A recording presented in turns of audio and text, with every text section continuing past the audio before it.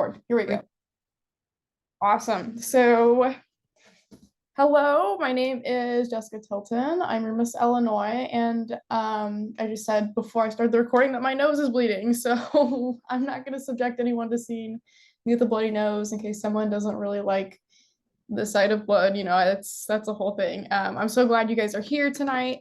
We're gonna go over some stuff for interview, how I prepped for interview, just any tips and tricks I have. And again, this is gonna be posted to YouTube after, as all the other ones were, so you can go back to reference anything. I'm really big on giving you guys all the resources, so you don't have to sit there and frantically write everything down. You can always have it and always go back and reflect. As a side note, I'm very, very, very sorry if you hear my neighbor next door.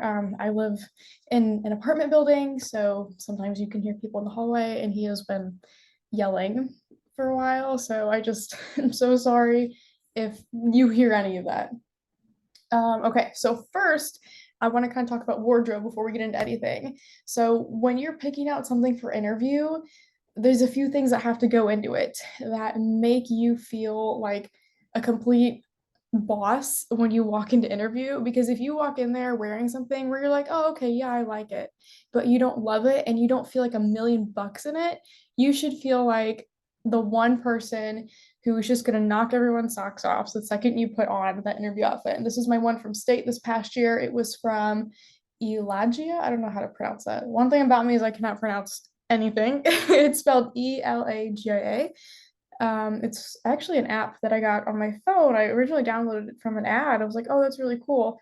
They have a bunch of cute things, and I am 5 foot, so it is hard to find things that fit me, and this actually fit me really well. So definitely check them out. I was wearing extra small in this. I did alter the sides a little bit, but honestly, it wasn't anything crazy, and the pants fit me perfectly, which is insane.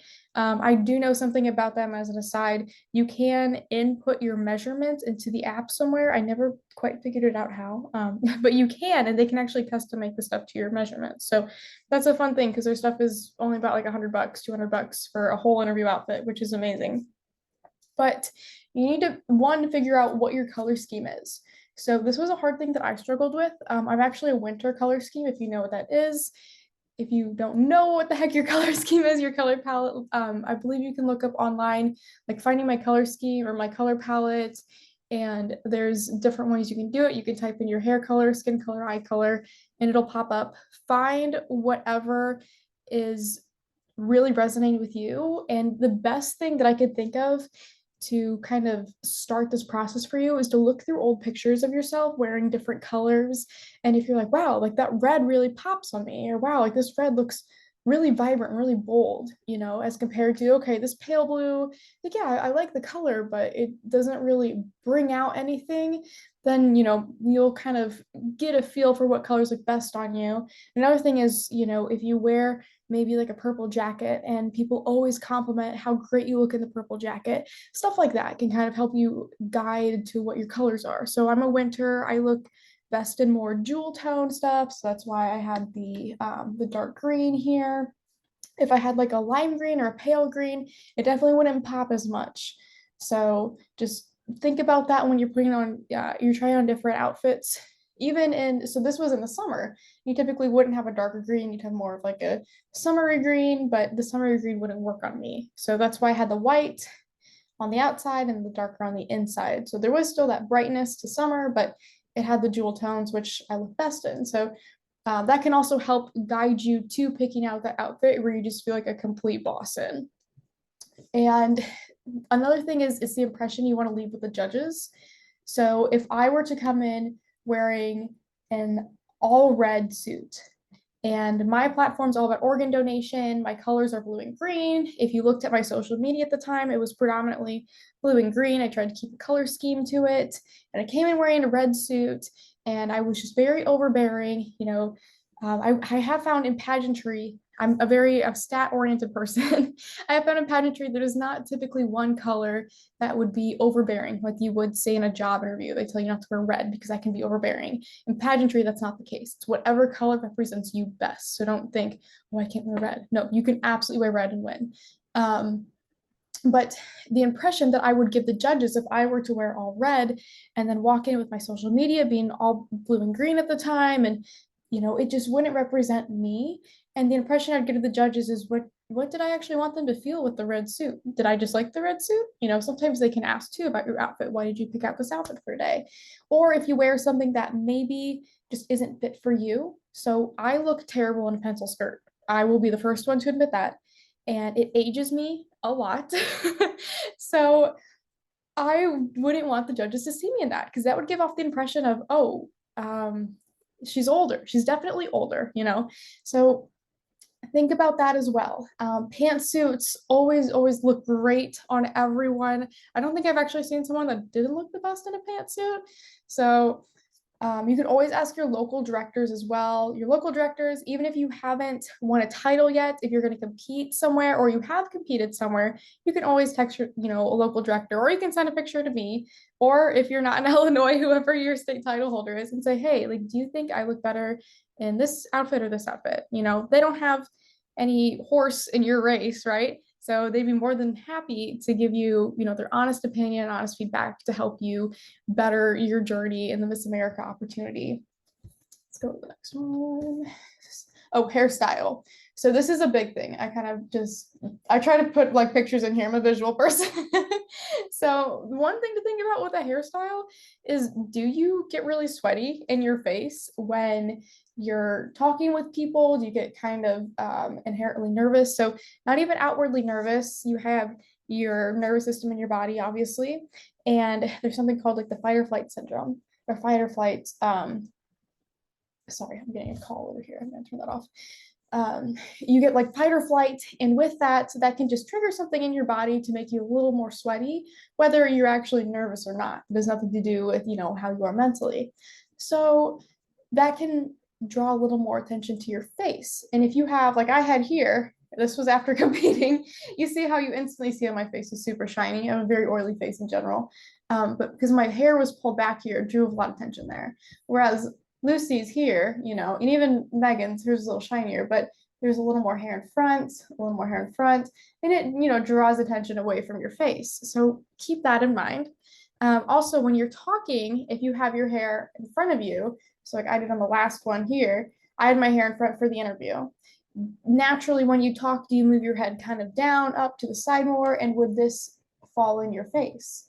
Okay, that's also something to be considered of. So when I practiced for my interview, when I did my mock interviews at home alone by myself, I a lot of times did my hair how I would for my interview to make sure it would stay in place, and how, I would look at it at the end of the 10 minutes for the mock interview to see what it looked like, to see how it moved throughout the interview, because that's also really important. You don't want to have a hairstyle that maybe, stays great together, and then by the end of it, it's all split apart and the end is really frazzled, and it's not how you want to convey yourself. So make sure that, you're practicing in your hair. People don't talk about that, but that's important. And does your hairstyle age you? So this is going back to kind of the bun thing. A lot of times a low bun can really age someone. So just be really, really cautious of that. And a high ponytail can either make you look really youthful or really intelligent. And I should have put a picture in here, but when you have a high ponytail with a power suit on, it gives off this vibe of, you're really feminine, but you can go be a news reporter, you can go be on the NFL sidelines and be reporting the game. It has that really masculine feel to it because your hair is tied up, you're ready to work. So that's something to keep in mind as well. If you're trying to look a little more youthful, a high ponytail might be best for you, or your hair down and not back in a bun. If you do a high ponytail, I highly recommend getting extensions, not necessarily ponytail extensions, but just extensions in general for volume, because it'll help keep your hair kind of teased up without having to backcomb it a lot. Okay, what resources are available for me to prepare online for free? So I had this in a prior video, but I thought it was really great here, so I added it back in these next two slides, this one and the next one. So you can honestly just interview thoughtful pageant questions, and there will be list upon list upon list of interview questions, and you should be able to get to know them. So a lot of them are, tell me about yourself, why should we pick you for this title? Why do you think you'd be right for this title? What makes you unique compared to all the other girls? And then start a binder of these topics. So for me, that's literally, I bought a, oh, what is it? It's for the playing cards. I bought a binder of the clear laminate sheets that have pockets for playing cards in them. And I bought matching index cards that fit the size, and I would write on there the topic or like a question, like what makes you unique. And then I put just a couple bullet points there of things that I thought really make me stand out compared to the other individuals I'm competing against. So that's important as well, to know yourself inside out, but also starting a binder of different topics. So current events, this was at the time when the Miss Universe had the age change, but also our Speaker of the House was just removed from office. That's the very first time in our government's history. So it'd be nice to, have an opinion on, how do you feel about this? Do you think it was the right decision? Stuff like that. Really, really important and prominent political events, I would say. Don't go too into the rabbit hole if you're freaked out about that, but definitely knowing something about climate change, trying to cover all these different areas of topics. And that's why it's important to start the binder, because if you have a binder, you're able to kind of get a feel or understand a few different topics. So when I did the binder, I did on one side, I did the question, and then on the back side, I did my bullet points, just so I can kind of flip it around. And then I just put some other ones down here. So why do you want to be in the Miss America organization? And a big one that a lot of people ask are, what do you want to do with this title? Really, really knowing what your plan is going forward. That's the biggest thing. So when I interviewed for Miss Illinois, they asked me, what did I want to do for the year? And one of them was, I really wanted to, work with the local title holders and help them, like, help give them a place in this organization, because we would not have the Miss America opportunity without all the individuals competing at the local level. And I feel like a lot of the state title holders and even at the national office don't give them the spotlight that they need, because Miss America doesn't, come from someone who is already nationally known. She comes from the girl that started on the local stage. So that is so important. And that was one of my big goals as Miss Illinois. So having an idea of what you want to do and also the pathway to get there is super, super important. So, and these are actually things that I still use to prepare for Miss America. I mean, go on TikTok. This is where I found the best ones. And actually just look up the hashtag pageant question. We even have tutorials and interview outfit or, pageant interview. And they have a lot of useful videos that have onstage question. They have like mock interviews that people have done. They have walking you through the day of how they prep for interview and all these different things. So definitely something to take note of. I I actually use this one every day. So really, really cool. Other valuable resources, Pageants Live. They actually have an option for you to purchase and download the Miss America Top 11 interviews from this past year, which is, it really helped me, especially watching Grace Stinky, her interview, and I really loved Miss New York and Miss Ohio. Oh my gosh, Miss Ohio's interview, so fun to watch. You can go download them, or you can pay, I think it's like $35 a month to have unlimited access to everything on Pageants Live. You can cancel at any time. I have a subscription because it has on there also, this isn't an ad for it, I promise. It has on it Miss America from this past year, so you can watch that. Miss Texas is also on there. That's another big production to watch. I'm trying to think of any other ones that are on there. There's a bunch on there though. So it is a really cool thing to watch. And besides interview, kind of get to see what makes someone really be in the top 10, top 11. And that's what I did this past year to really kind of push myself, to think, okay, what are the qualities of someone, regardless of their personality, what they bring to the table? What are these underlying qualities that really make someone, push them over the edge and put them in the finals night? So definitely something really key to watch in those interviews. I also listen to the Powerhouse Pageantry podcast for mock. They have mock interviews for free. They also have a lot of great tips on interviews in general. It's a free podcast. You can listen to it on Spotify, Apple Podcasts. I think they have a few other places as well. And this is actually how I got started with Powerhouse Pageantry. I work with them. They are one of my coaches. I've worked with them for a little over a year now, and I love the organization. But I got started by listening to the podcast. I learned so much from it, and I knew that I wanted to take them on as coaches. So if you're interested in a coach, definitely look out and reach out to people who you think you resonate with, right? Like I work really well with people from Powerhouse Pageantry, but that doesn't mean you will. Maybe you'll work, really great with some other program. And there's nothing wrong with that. It's finding who is going to mesh well with you. Another thing is to reach out to local title holders in different states. Obviously, you can do this to title holders in your own state, but sometimes a lot of girls are much more comfortable, working with someone who they're not going to be directly competing against. And I did this and I, reached out to a couple and I was like, hey, do you want to, I'm also in the Miss America organization. I know we're not competing against each other. Would you want to just do a few mock interviews with each other to help prep because we're not, in direct line of fire, and they loved it. So definitely something to do. I'm still really close with these two girls, and it was one of the best decisions I ever made because we all had our state competitions pretty much at the same time.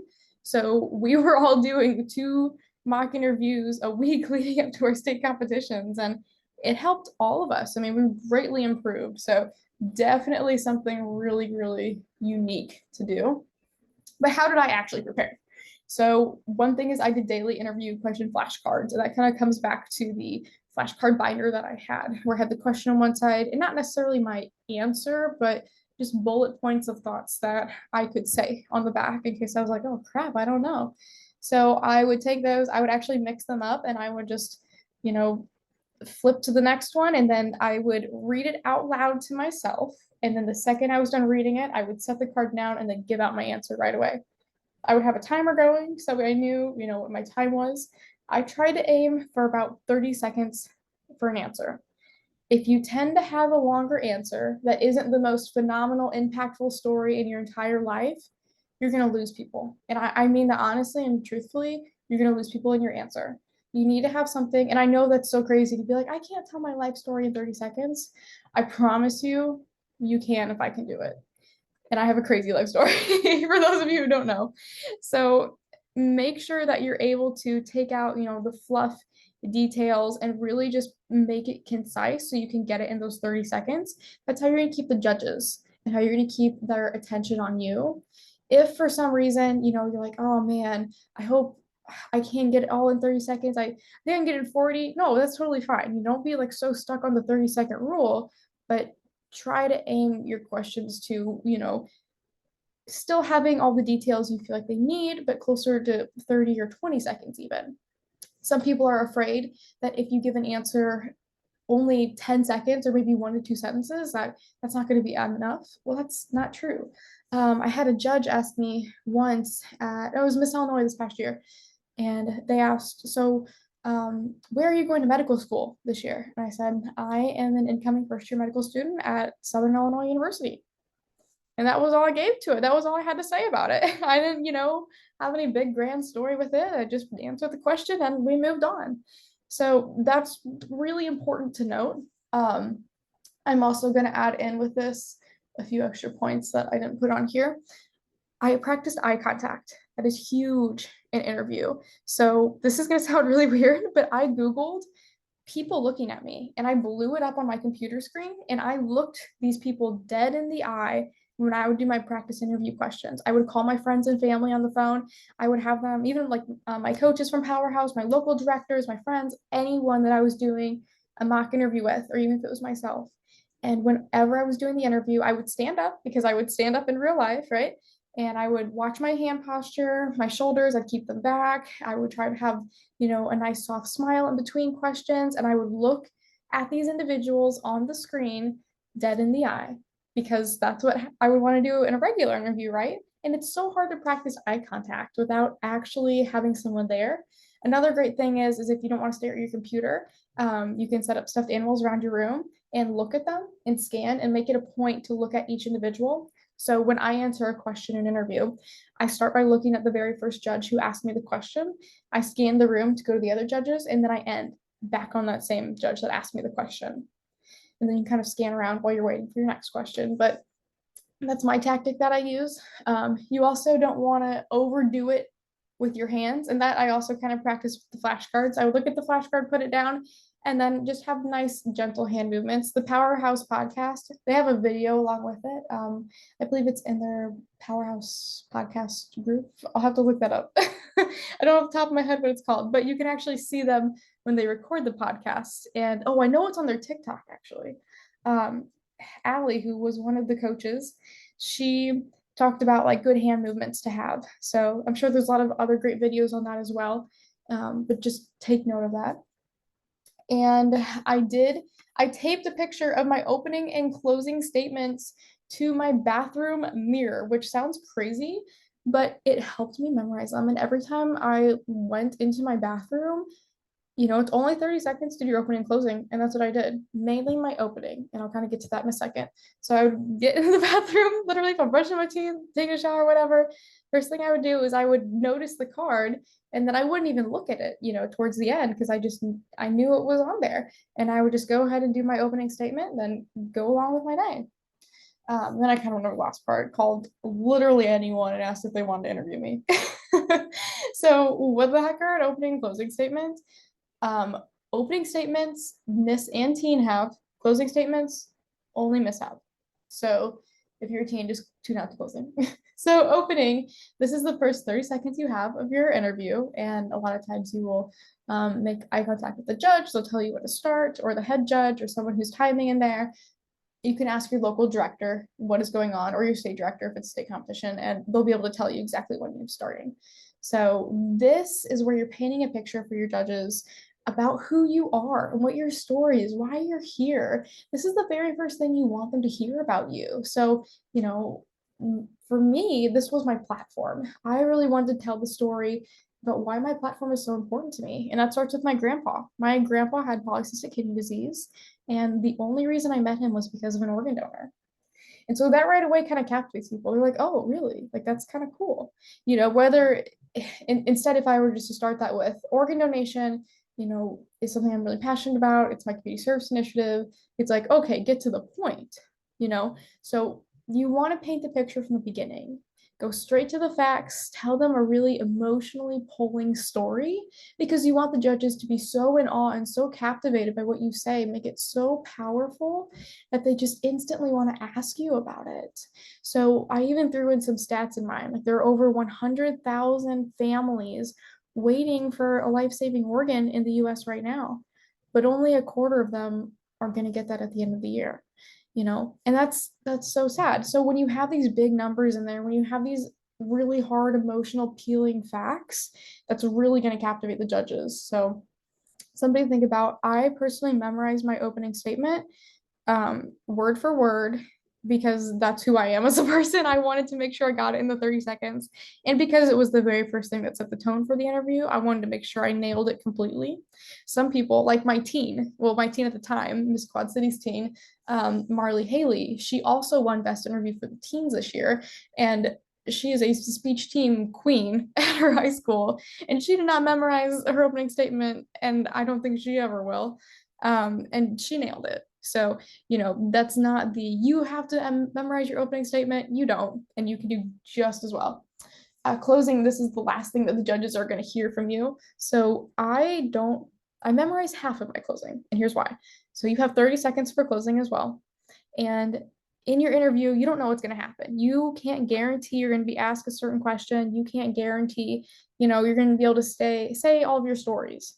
And let's say you're not. Let's say one of the most important stories to you, you're not able to work in, but you have this 30-second memory or memorized closing statement. So what I do is I memorize the last 15 seconds of closing. I memorize the very last thing I want the judges to hear. And so in that time, I usually remind them of some of my more powerful characteristics, things I've done, and what I want to leave them with on that very last note, just really powerful things. I can't remember mine off the top of my head, but a great one is to list off, characteristics about you, like I'm an advocate, I've reached X amount of people, I work with these national partners, and I am ready to hit the ground running as your next Miss title. So that's the last thing they hear. Obviously, that's not 30 seconds. So then I take that first 15-ish seconds and I'll either wrap up the question I'm on, I'll bring in another point, or I'll remind them of something else or make a joke or whatever. So that way I have that flexibility and it doesn't seem like a very forced closing statement because it's not time ends, okay, snap, and then you just say this closing. To me, that doesn't sound very personal. It seems a little abrupt and it doesn't fit the flow of the conversation because you want your interview to feel like a natural conversation. And this gives you some leeway.